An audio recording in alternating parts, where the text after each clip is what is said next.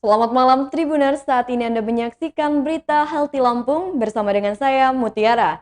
Kami akan menyajikan informasi mengenai penyakit pada saluran pernafasan untuk Anda dan inilah berita selengkapnya.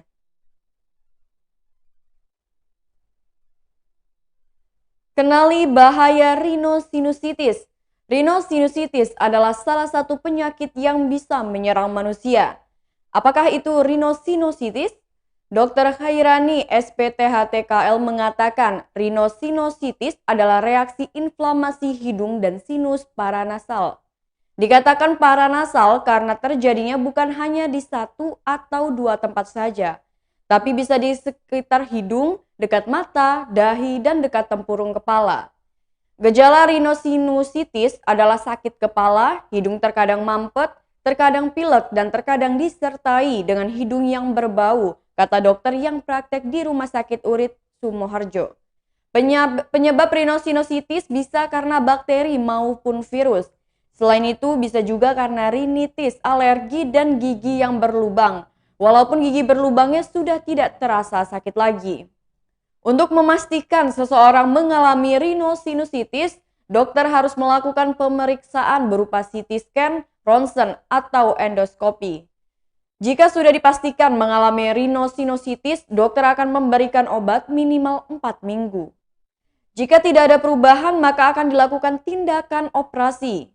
Selama ini masih banyak orang yang berpikir kalau salah satunya pengobatan rhinosinusitis adalah operasi. Padahal tidak seperti itu.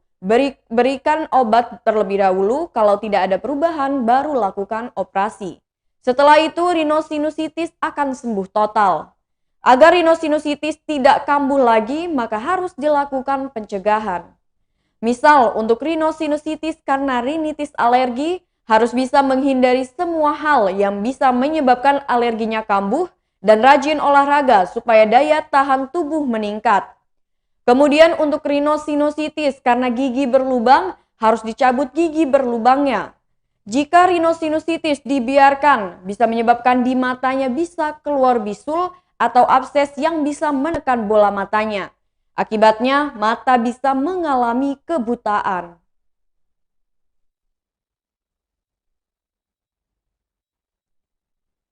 Berita selanjutnya, hindari penyebab alergi, obati sinusitis. Berikut adalah penjelasan dari apa itu sinusitis dan siapa saja yang rentan untuk terkena.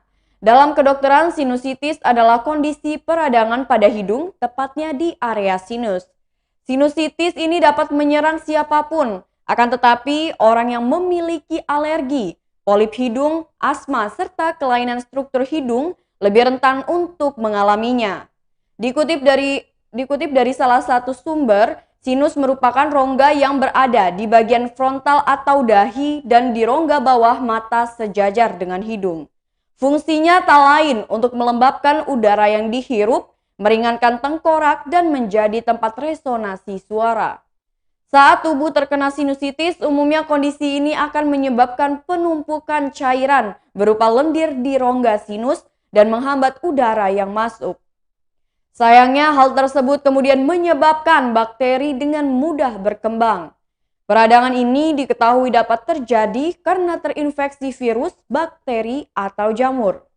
Sementara untuk penyebabnya bisa karena flu ringan, adanya polip pada hidung, pergeseran rongga hidung, hingga pembekakan lapisan hidung akibat alergi. Kebiasaan merokok juga ternyata dapat meningkatkan resiko seseorang terkena sinusitis. Sinusitis secara umum dapat dibedakan menjadi dua jenis, yaitu sinusitis akut dan kronis. Sinusitis akut berlangsung dalam waktu singkat sekitar kurang dari 4 minggu.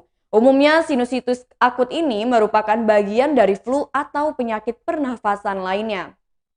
Sementara itu sinusitis kronis adalah jenis sinusitis yang berlangsung lebih lama, yaitu lebih dari 12 minggu. Terkait gejala, berikut gejala sinusitis secara umum. Pertama, nyeri di sinus, keluarnya cairan dari hidung, hidung tersumbat, sakit kepala, batuk, dan radang tenggorokan. Sementara itu untuk gejala sinusitis akut bisa ditandai dengan sakit atau tekanan pada wajah, hidung tersumbat, pilek, kehilangan penciuman, batuk atau hidung tersumbat, demam, bau mulut, kelelahan, dan sakit gigi. Sedangkan untuk gejala sinus kronis diantaranya rasa tersumbat atau sakit pada wajah, hidung buntu atau tersumbat, nanah di rongga hidung, demam, pilek, dan cairan ingus yang berwarna.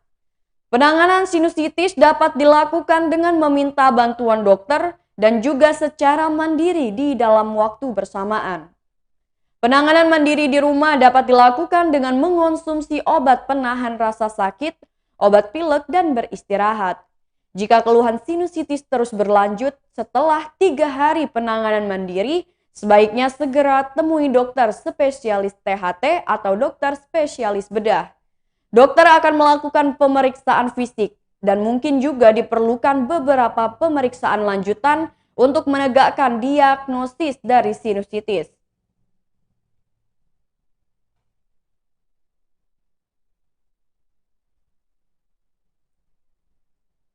Berita selanjutnya, influenza penyakit menular. Saat pergantian musim, penyakit flu atau influenza seringkali menyerang tubuh kita. Dilansir dari Healthline, influenza adalah infeksi yang menyerang hidung, tenggorokan, atau paru-paru. Umumnya penyakit ini disebabkan karena serangan virus influenza dan mudah ditularkan. Kondisi ini pun bisa datang secara mendadak, bahkan bisa berlangsung dalam waktu yang cukup lama, seperti sekitar 7-10 hari. Di negara yang memiliki iklim sedang, influenza terjadi musiman, khususnya pada musim penghujan atau dingin. Sedangkan untuk negara dengan iklim tropis, penyakit yang menyerang saluran pernapasan ini dapat terjadi sepanjang tahun. Sebagai suatu penyakit umum, influenza ini tak pandang bulu. Artinya, masalah kesehatan ini bisa menyerang siapa saja. Tak peduli orang tua, remaja, atau bahkan balita pun bisa terserang. Bahkan faktanya, influenza termasuk sebagai penyakit mematikan pada tahun 2017 hingga 2018. Flu menyebar dengan mudah. Dalam beberapa kondisi, flu dapat menginfeksi sekelompok besar orang dalam waktu yang sangat singkat. Umumnya, flu atau influenza menyerang melalui tetesan udara kecil dari batuk atau bersin. Ciri-ciri atau gejala dari influenza atau flu biasanya datang dan pergi. Gejala influenza bisa dikenal pertama kali dengan merasakan demam setinggi 39-41 derajat Celcius. Demam ini akan lebih rentan dialami oleh orang dewasa dibandingkan anak-anak. Akan tetapi gejala influenza tak hanya itu saja. Adapun gejala lainnya seperti pegal, panas dingin, pusing, wajah memerah, sakit kepala, kekurangan energi, mual, dan muntah. Namun dalam beberapa kasus, gejala demam dan nyeri perlahan hilang di hari kedua hingga keempat dan digantikan dengan gejala lainnya. Di antaranya batuk kering, peningkatan gejala yang mempengaruhi pernapasan, hidung berair, bersin, serta sakit tenggorokan. Secara umum, orang-orang yang rentan terserang penyakit ini adalah ibu hamil, bayi di bawah usia 59 bulan, lansia, serta orang yang memiliki kondisi kesehatan kronis seperti asma, diabetes, dan jantung. Adapun beberapa jenis atau tipe influenza yaitu ada tipe influenza A, influenza B, influenza C, dan influenza D.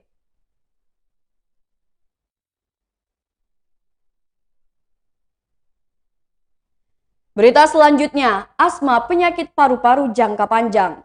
Asma merupakan gangguan kesehatan yang banyak diderita orang. Asma merupakan permasalahan pada sistem pernapasan. Gejala umum dari asma yakni si penderita akan mengalami sesak nafas. Saat seseorang terkena asma, saluran udaranya akan meradang dan menyempit hingga membuatnya kesulitan bernapas. Ketidakmampuannya dalam bernapas itu disebabkan karena saluran udara menghasilkan lendir ekstra di dalam paru-parunya. Umumnya, kondisi tersebut juga bisa menyebabkan terjadinya batuk, suara siulan saat menarik napas, serta sesak napas.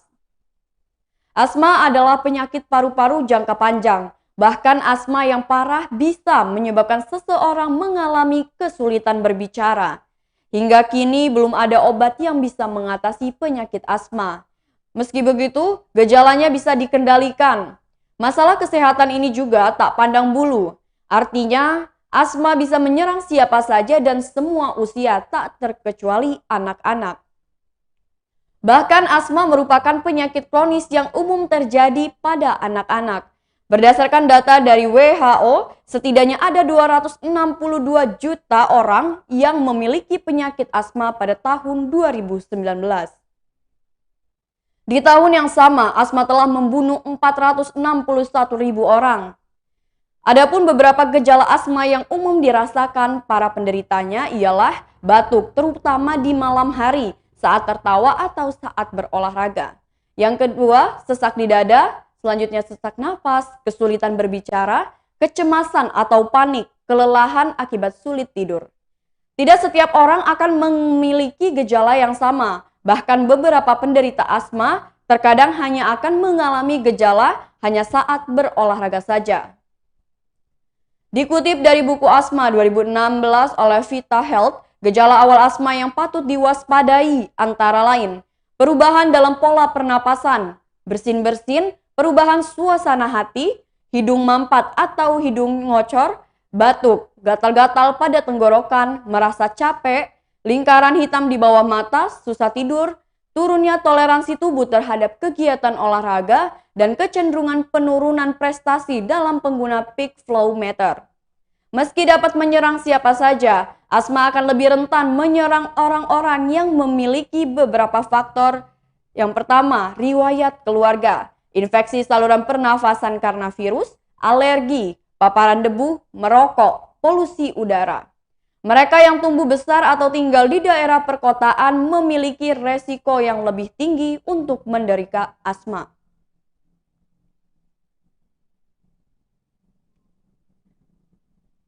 Berita selanjutnya, batuk berlendir, waspada penyakit bronkitis.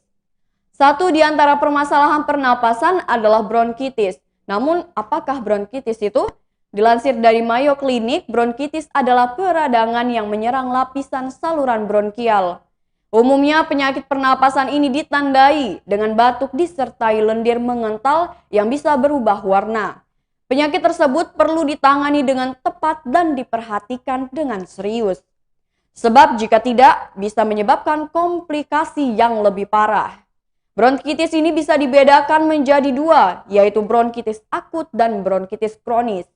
Bronkitis akut diketahui sangat umum terjadi pada anak berusia di bawah 5 tahun. Umumnya, hal ini berawal dari pilek atau infeksi pernapasan lainnya. Nama lain dari bronkitis akut adalah flu dada. Kondisi ini akan mereda dalam waktu 7-10 hari tanpa efek samping yang berjangka panjang. Meskipun gejala batuknya bisa bertahan lebih dari seminggu. Sementara bronkitis kronis menunjukkan kondisi yang lebih serius yang ditandai dengan adanya iritasi atau peradangan terus-menerus. Penyakit pernapasan ini biasanya terjadi pada orang dewasa berusia 40 tahun ke atas. Bronkitis kronis merupakan satu di antara kondisi yang masuk dalam penyakit paru obstruktif kronik. Dikutip dari Medicine.net, bronkitis kronis bisa menyebabkan beragam jenis penyakit komplikasi, seperti kesulitan bernafas, gagal napas, radang paru-paru, pembesaran serta melemahnya ventrikel jantung kanan akibat penyakit paru-paru, pneumotoraks, polistemina, atau penyakit paru obstruktif kronik, emfisema, dan kematian.